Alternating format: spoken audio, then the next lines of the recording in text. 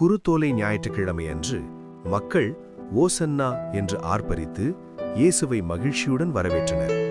ஆனால் அதன் பிறகு வரும் திங்கள், செவ்வாய், புதன் ஆகிய நாட்களில் ஆழமான ஆன்மீக சம்பவங்கள் நடந்தன. திங்கட்கிழமை இயேசு எருசலேமில் உள்ள ஆலயத்திற்கு சென்றார். செல்லும் வழியில் கனியற்றிருக்கும் ஒரு அத்திமரத்தைக் கண்டு சபித்தார். இது வெளியில் அழகாக தோன்றியும் உள்ளத்தில் பலனில்லாத வாழ்க்கையை சுட்டிக்காட்டும் ஒரு ஆழமான ஆன்மீக பாடமாகும்.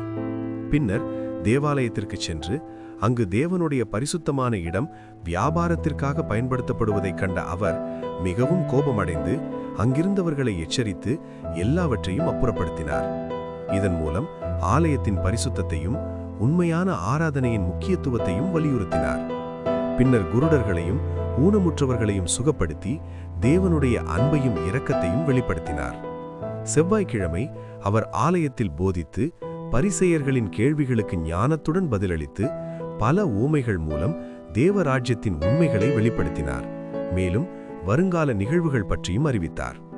புதன்கிழமை அமைதியான நாளாக தோன்றினாலும் அந்த நாளில் யூதாஸ்காரியோத் ஆசாரியர்களுடன் இணைந்து 30 வெள்ளிக்காசுக்காக இயேசுவை காட்டிக் கொடுக்க முடிவு செய்தான். இதுவே சில நேரங்களில் நம் வாழ்க்கையிலும் நடக்கிறது.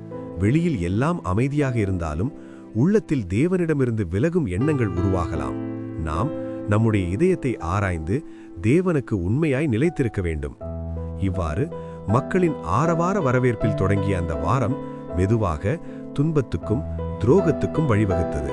இதன் மூலம் வெளிப்படையான விசுவாசம் மட்டுமல்ல, உண்மையான இருதய விசுவாசமே தேவனுக்கு பிரியமானது என்பதை நமக்கு உணர்த்துகிறது.